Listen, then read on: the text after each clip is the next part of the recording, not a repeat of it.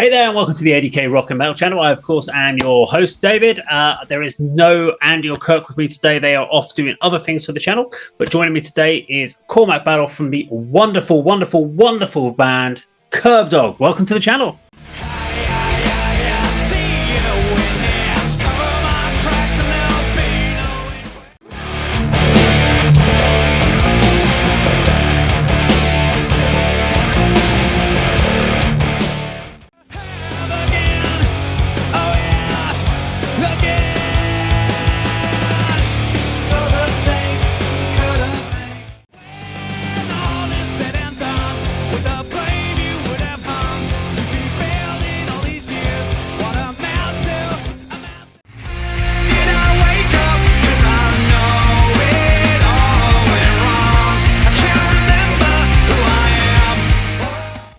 Hello, Dave. How are you, man? I am brilliant. I'm so glad to have you on the channel because Kerbdog is quite an influential band on me. Really? It's well, you know, there are times in your life where people introduce you to music and it has an impact on you. Yeah, because you look like the kind of guy, judging by me being able to see all that stuff in the background, that you'd be into a much more hardcore sound than what we were. Well, so you were in a transitional period for me. So I had gone from listening to things like Def Leppard, Thunder, Kiss, all of that sort of stuff. And around that sort of time, when someone put Dry Riser in my hand and said, "Check this out," this person was also throwing me things like Pitch Shifter. And bands like we were getting Killed to This, but I was also then getting thrown Sepultura, and also so I have quite an eclectic mix. Okay, but I like anything that's got cool heavy guitars. But I love groove metal is my biggest thing. I love groove metal, and I like clean vocals. I'm not a big growl metal fan, even though I am wearing a Def t-shirt. Yeah. It's I like a bit of Def, but I like Def metal as well, and you name it, I pretty much will listen to it. If it's got guitar music in there or something that's got a good groove to it, I'm going to listen to it. So, but yeah, Kerbdog came in at this point where I was getting thrown, Pantera, I think at the time, I was getting Vulgar Display of Power, someone was giving me, and then Dry Riser came in, and I'm like, okay, this doesn't sound like anything else that I'm listening to. And it's really interesting. It's heavy, it's got weight to it, but it's not trying to be another Pantera. It's not trying to be a Sepultura, but you've got weight, but you've got that clarity of vocals. And it's the one thing. Well, I was trying to explain to Kirk on the channel yesterday when I was explaining. I was like, I'm doing this interview tomorrow. And he was like, oh, what's the sound of the band? What genre do they fall into? And I went, I have no fucking clue. I said, I know it comes up as alternative metal. And I'm like, I hate that genre because it doesn't actually explain anything. It's almost like if you don't fit into any of the categories of rock or metal and any of the subcategories, we'll just call you alternative because that's just easier. Yes. Actually trying to work it out. And I was trying to explain, I was like, you've got the weight of the heaviness of the metallic guitars, so you've got real heavy groove in there. I mean, you've got some riffs in there that could easily be a Pantera-esque riff. But you've got hardcore and punk vocal stylings going in it, but with a groove of grunge as well. And I was like, I don't really quite get how to define Kerbdog sound. And I was actually wondering from your point of view, when people ask you about how do you define Kerbdog, what do you say to people? Yeah, it's interesting because like we come from a kind of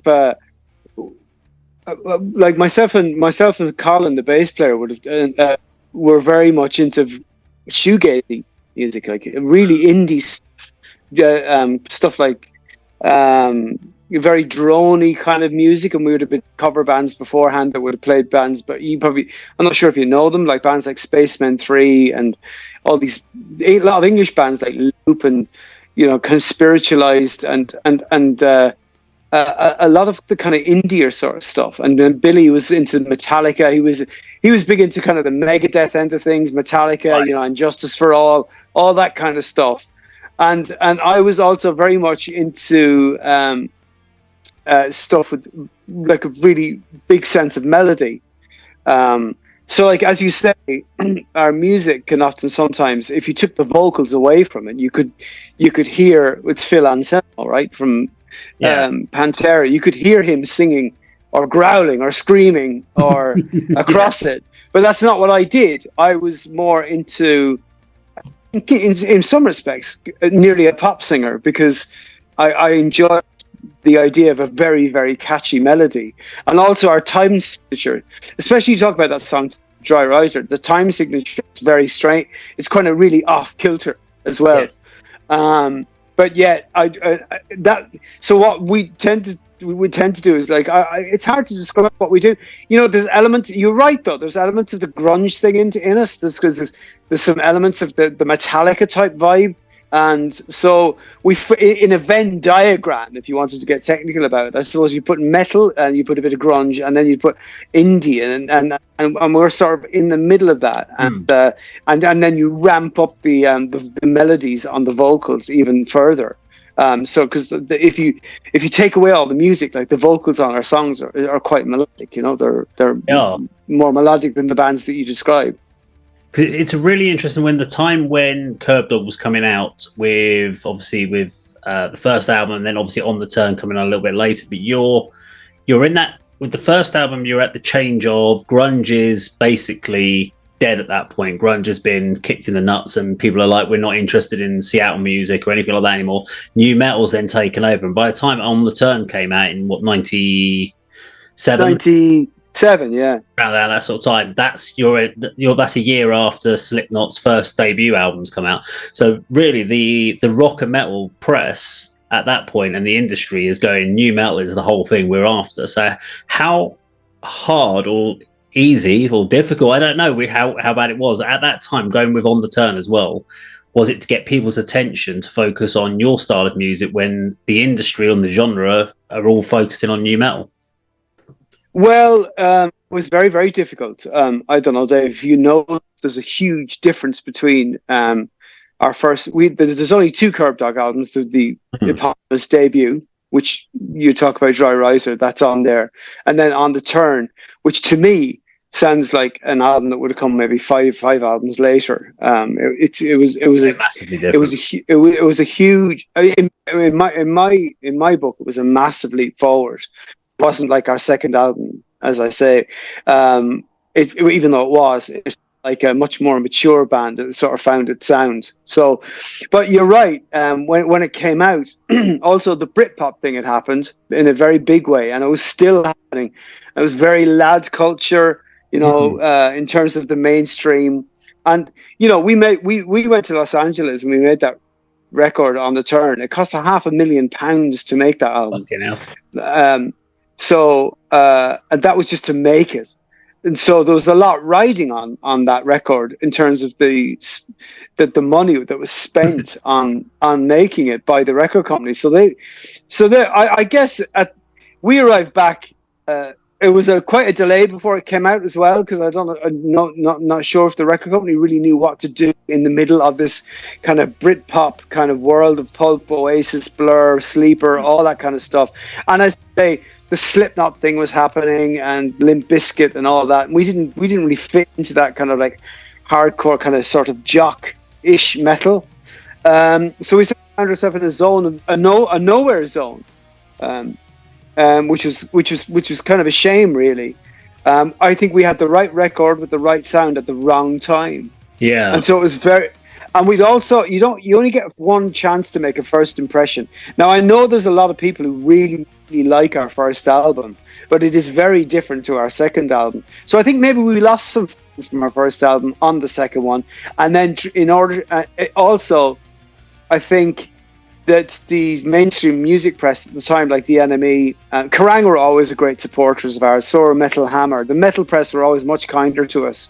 You know, NME and Melody Maker, you know, were to an extent, but not as much. And they weren't interested in a record like this. So I think when it limped out into the shops, I think it was April of 1997. At that point, I knew the writing was on the wall. Anyway, I had a feeling this is what was going to happen. So in terms of your, I think your original question was like, what was it like bringing that out at that time? It was a fucking nightmare, to be quite honest. It was really, I think we had a fantastic record, but but in order to get a record out to people's ears at that point in time, you need support from places like BBC Radio 1. You needed the Inky Press to be supporting you, which fed each other. They were the kind of the two big things at the time, and it was very hard to get any support from those. So ironically, yeah. So we brought the album out. I don't know. It didn't go into the top 40, so the record label dropped us pretty much straight away. And then myself and Dara went on to start another kind of like different band. But anyway, that album, kind of I feel quite bittersweet about it. And it's taken a very long time to get to, and I like this. It's a long time. It took me years to kind of get over the disappointment of the failure is probably the wrong word, but the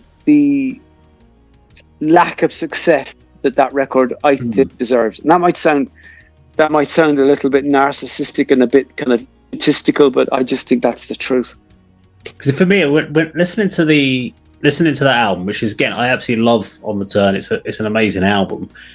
And you're right to say it is very different. There's a lot more commerciality in that second album. The first one almost feels almost art student creativity, so you're kind of throwing a lot more ideas, and it's less about the commercial process. Where even though that the songs on the Turn, you may not go, well, they're not written for radio, there was a lot more hook in there, etc. So that there's more memorability in some of the songs, if you like. But for me, I almost thought it's the album, in a way, came out probably 5 years too early, in the sense that if that had come out, I think if On the Turn had come out in like 2001, 2002, when new metal had just died off, and we had that kind of, we had the Nickelbacks and all that sort of stuff kicking in, that album would have taken off in a massive way. It was almost like the album was just 5 years too early for you.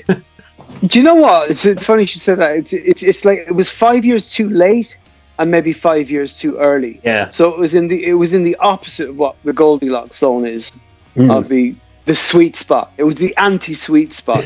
So it came out. It came out in the middle of a kind of a black hole for that kind of music. And I think we were kind of like, I don't know. We were a victim of bad timing, I guess.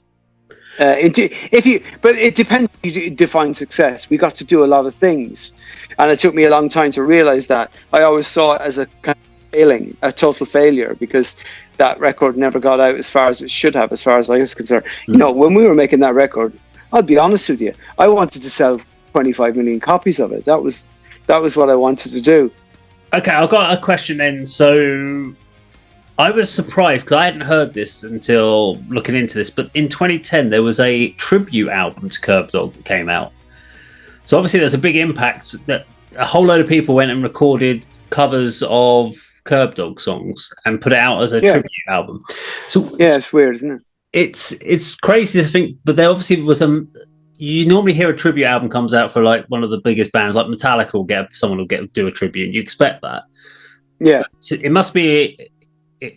We must feel something of thanks or gratitude.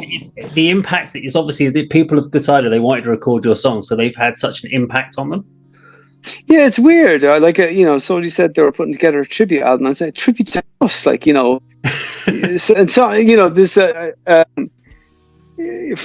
don't know, is Frank Turner on that? I can't remember. Frank Turner might be on that album. I can't remember all the, but it was kind of like, oh yeah, fine. I understand when people do this for like Bruce Springsteen and various other, Neil Young and Metallica, whatever. They have tribute albums. People come out and record for them. It was kind of odd because it's only after the fact that I realized that a lot of bands, a lot of musicians like Biffy Clyro have talked about being instrumental in their sound, and various people as well.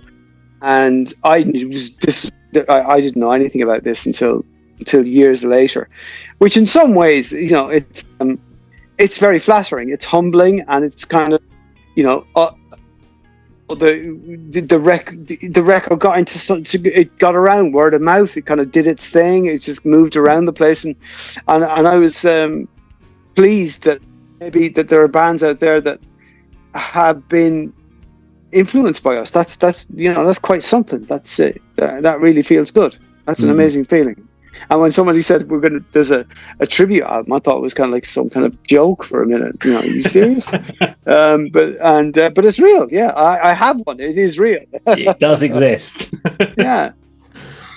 I mean, do you think, based on how the industry's changed, because obviously back in the 90s it was very, very different to what the music industry is now. The CD sales don't exist really. Yeah, everything's gone back to vinyl if you want to buy a physical item nowadays. But do you think it would be, if Kerbdog was to come out as a band now and start from scratch, would it be easier for you as a band to start off from scratch now than it was in the 90s? Because you've got access to all the things like releasing music through Spotify or DIY yourself. You don't need a record label anymore to really do anything in the music industry? Or do you think it's actually harder now because of the sheer amount of people that are trying to get your attention?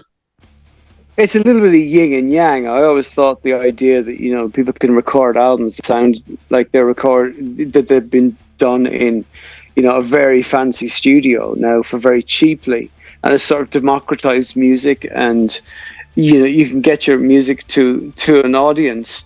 But in some ways it hasn't changed that much. The really big acts that are existing in the world still have the heft of those big, 2 or 3 record companies now behind them. Like if you look at them all, or maybe they pick them up, and the whole model has changed. Would it be easier?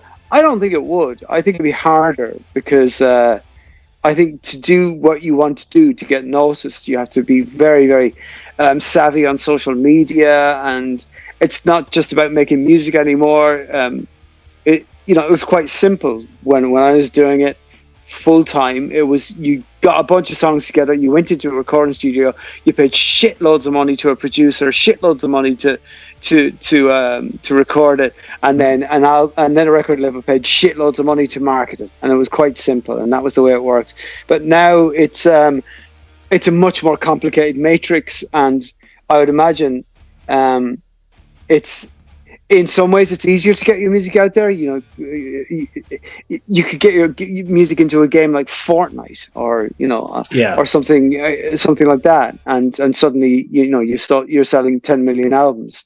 But I think it's also harder for, the only way that bands now can exist really is by playing live, because there isn't any money to be made by selling records, because people don't really buy them anymore, or recordings, and I don't think Spotify or all the other platforms really give a big dividend. So in some ways it's a lot harder, and if you don't have a big live audience, it's nearly impossible for you to exist as a band professionally. You can't feed a family doing that. So right.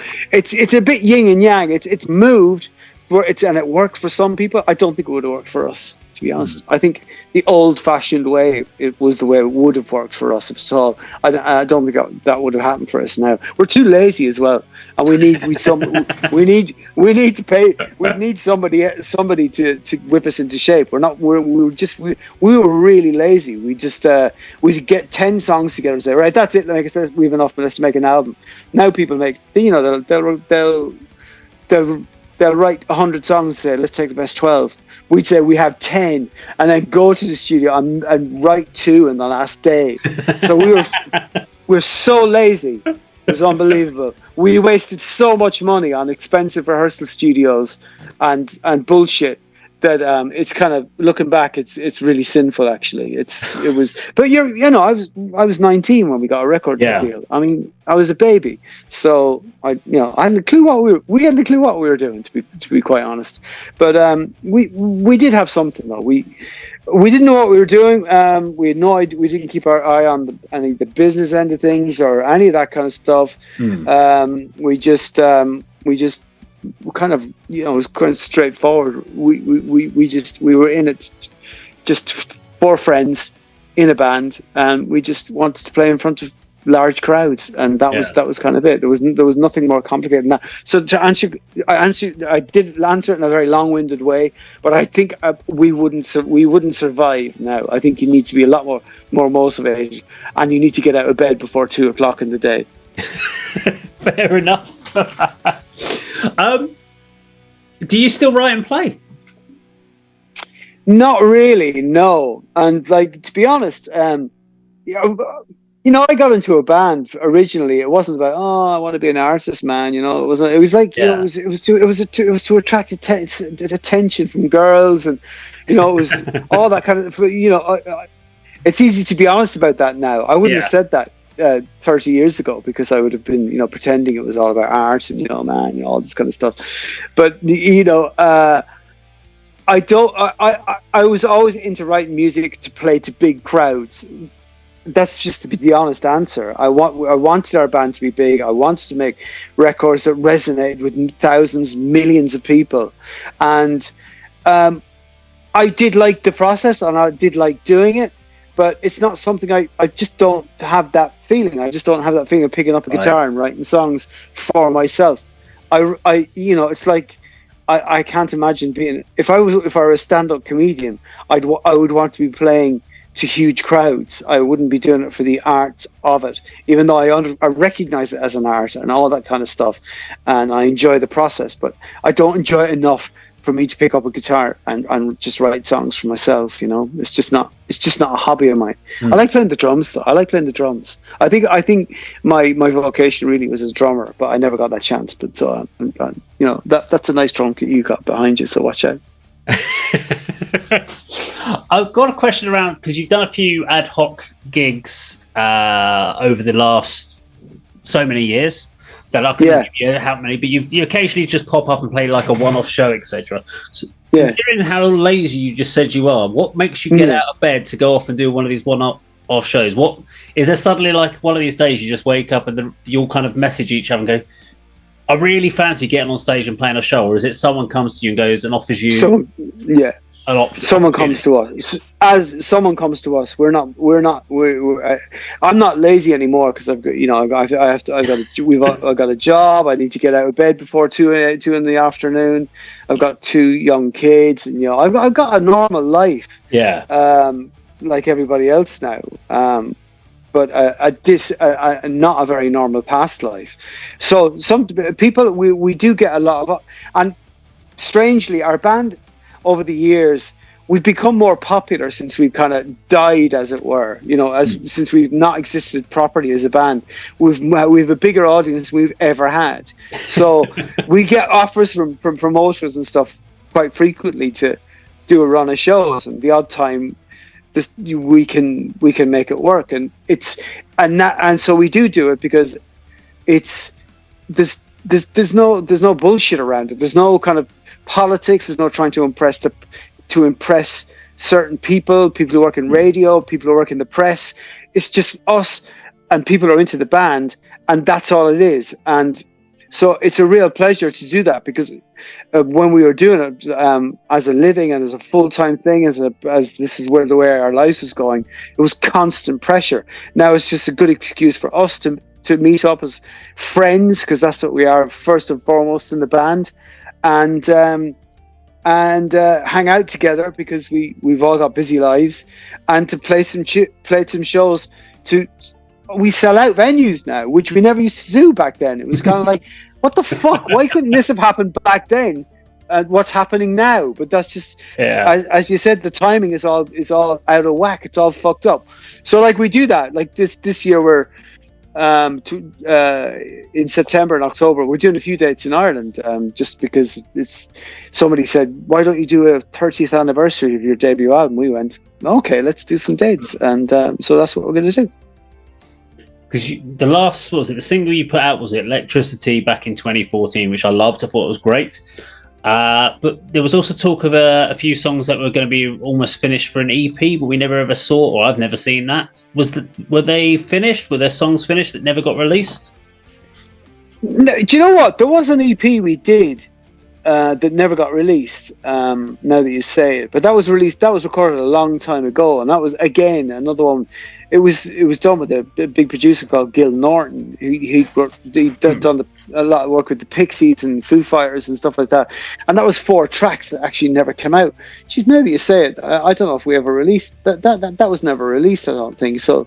But no, there's no new music. That Electricity song was a reworking of an old B-side we did, and we thought it was it could be. Something could be done with that song, so that's why we did it. And it was a live album. We thought, for people who are loyal enough and who are nice enough to go out there and buy a live album by a band that's like us, it's nice to give a new track, something new-ish, just to show our appreciation as well, So we don't have any live material, basically, or any new material in the offing at the moment, unless someone wants to come out and give us 3 to 5 million quid. Then we'll consider it. I don't think that's going to happen in this environment. No, neither do I. I don't think so.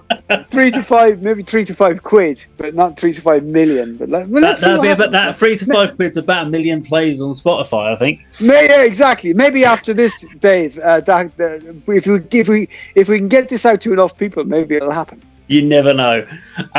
So obviously you've got the gigs. You've just mentioned you've got some shows that you're going to put at the end of this year. I'm guessing that the last question I have there is going to be, I was going to say, is there any plans to do anything more with Kerbdog in the future? And that's the last question. I'm going to guess the answer apart from this gig is no, but I'm sitting there going, come on, some new music. You know what I'm like. Yeah, I know, but like, I know never say never is a cliche, but it is true in this case, because there's a guy, he's a good friend of the band. There's a guy, Dave Draper is his name, and he's got this fabulous studio.